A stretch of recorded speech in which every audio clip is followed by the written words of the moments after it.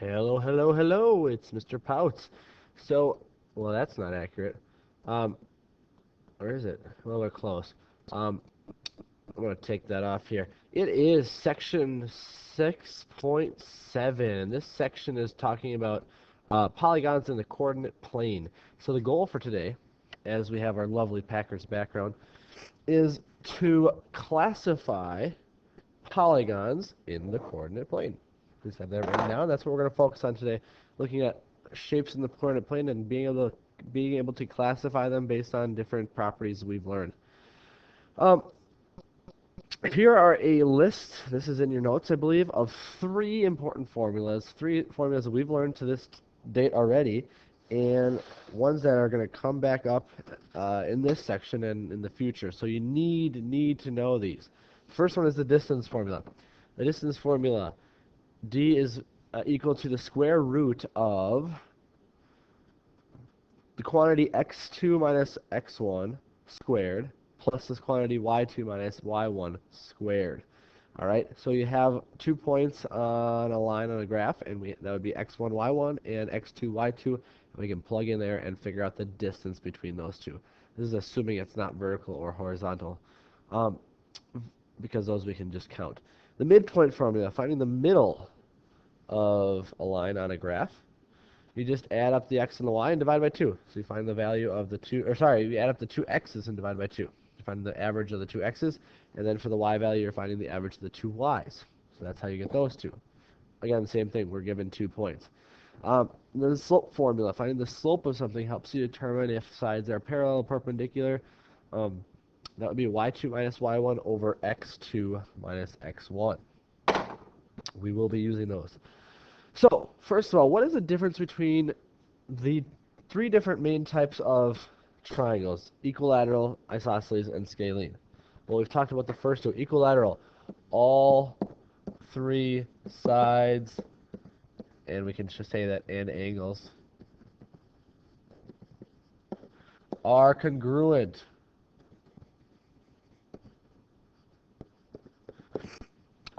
Isosceles, and isosceles, two of the sides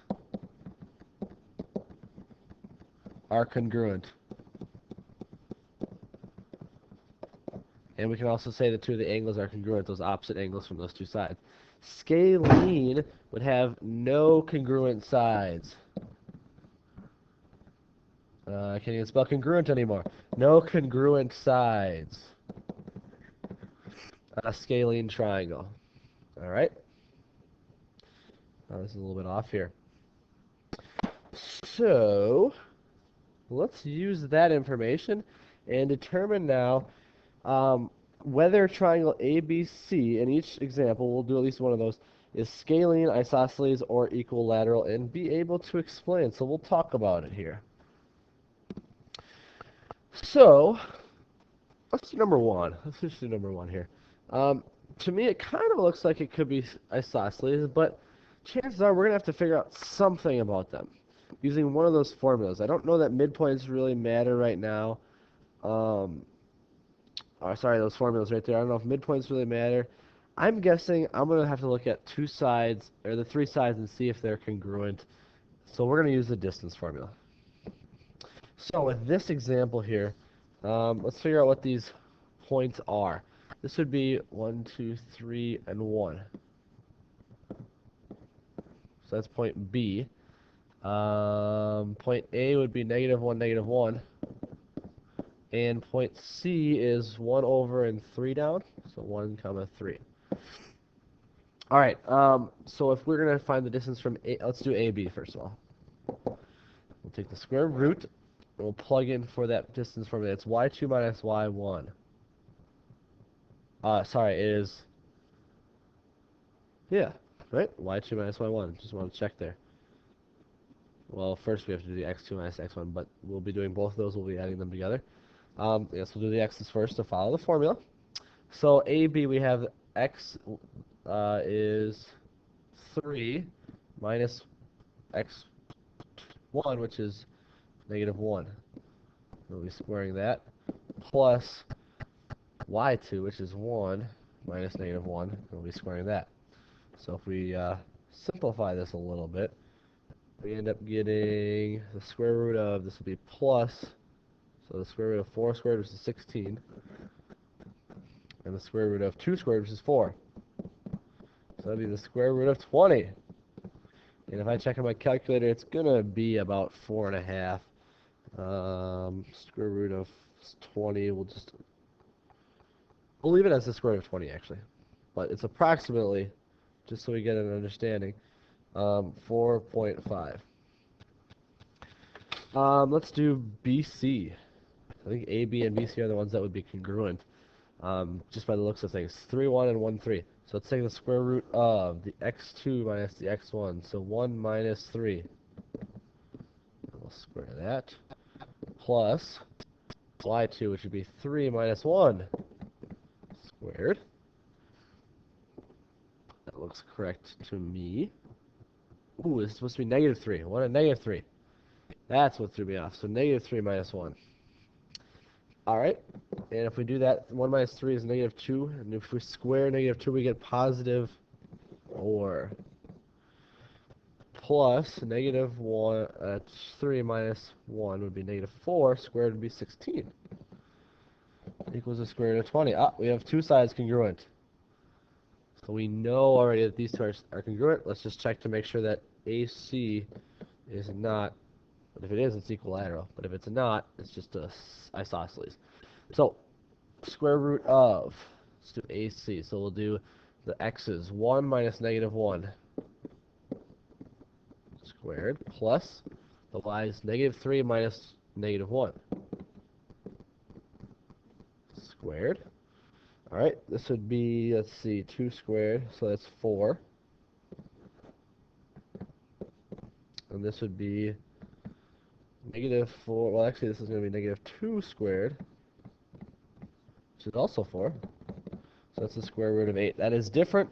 We have an isosceles triangle.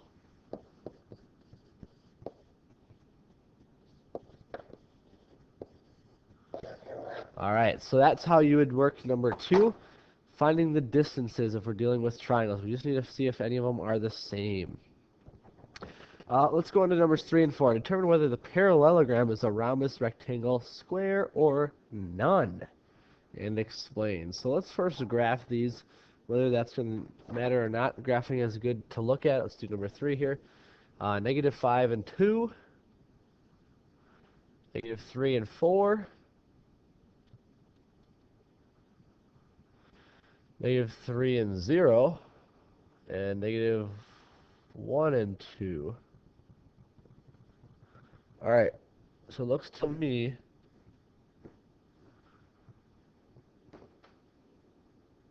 it's a parallelogram. So we know it's a parallelogram. They are parallel.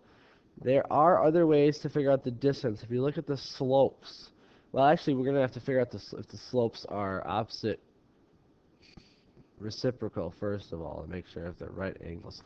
So the slope of this one is down 2 and over 2, so that's going to be negative 1. Slope of that one will be up 2 and over 2, that's positive 1. Slope of that one, down 2 and over 2, so that's, down 2 and over 2 would be negative 1. And the slope of that one would be m equals positive 2 over 2 would be 1. Alright, so we've got opposite reciprocal slopes. So it is not a rhombus. It could be rectangle or square. Looking for distances.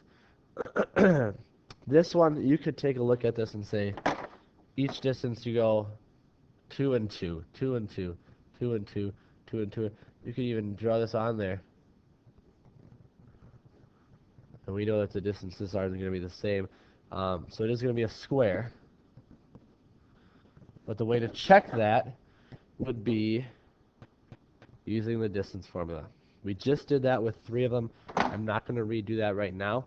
But that is how you would check that one. So, let's move on then. What is the most precise classification of the quadrilateral formed by connecting in order the midpoints of the following figure, or of the figure below? So, if you look right there, by connecting in order the midpoints. Oh, the midpoints of each of the sides. So actually it's not asking for the classification of the shape. We want the classification of when you collect the midpoints. So the midpoints are pretty clear on this, even though down 2 and over 2, down 2 and over 2. These would be the midpoints. It has to check the midpoints to prove this. But when you connect the midpoints for this one, I am going to give reasonable explanation that it's a rectangle, saying that the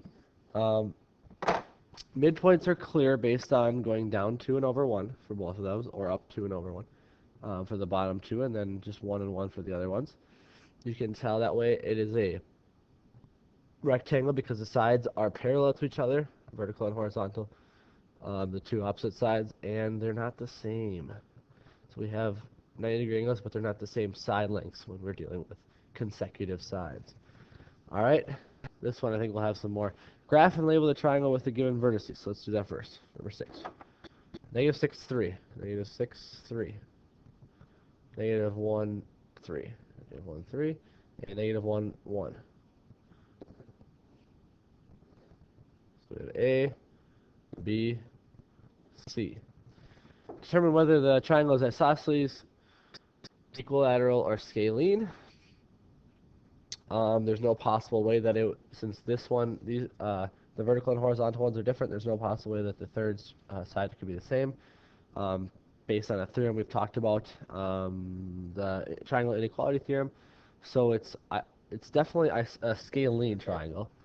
And then tell whether it's a right triangle. And yes, looking at this, we have a vertical and horizontal line. This makes a right triangle.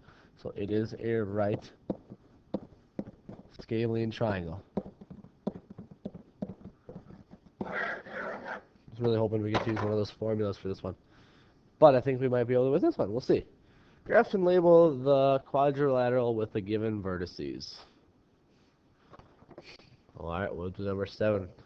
We have negative 5 and 1. Negative 1 and negative 2. Negative 1 and negative 7. Negative 5 and negative 4. So we have parallel lines here. Then determine the most precise name for each quadrilateral. So we have two given lengths. This is going to be a parallelogram.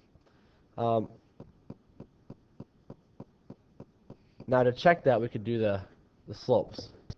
Let's do that real quick. This slope is undefined. So this parallelogram,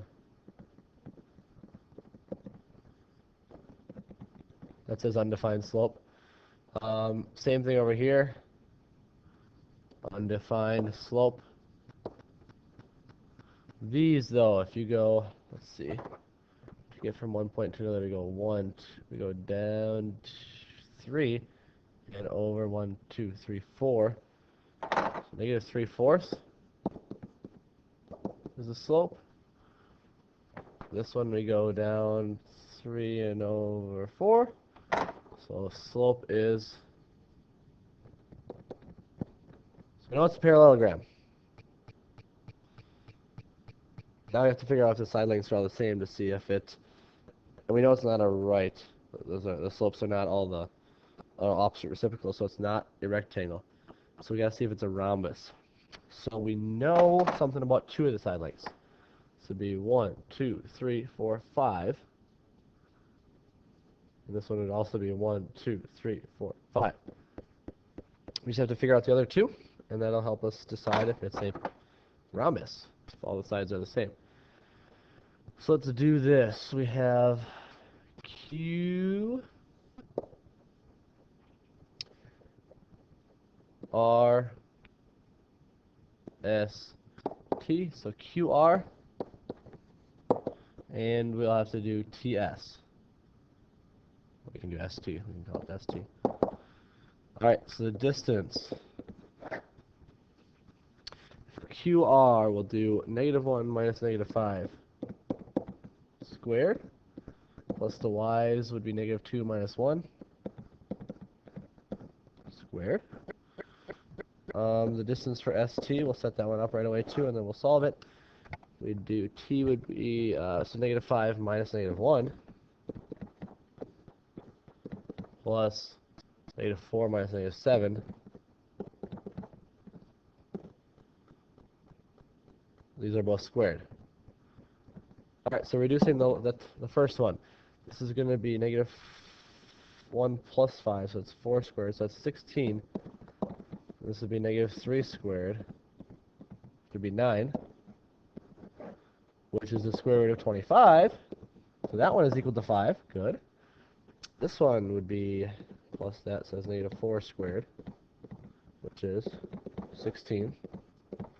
And this would be plus that, so it would be positive 3 squared. So it would be 9, which is the square root of 25, which means it also equals to 5. So this one, we have all 4 congruent sides. We have that's a parallelogram. It is a rhombus. Nice. All right, so let's see what we're at here. That is all, I think. So answer the closing questions, look it over, review the goal, and we're going to call it a day for section 6, 7. See you next time.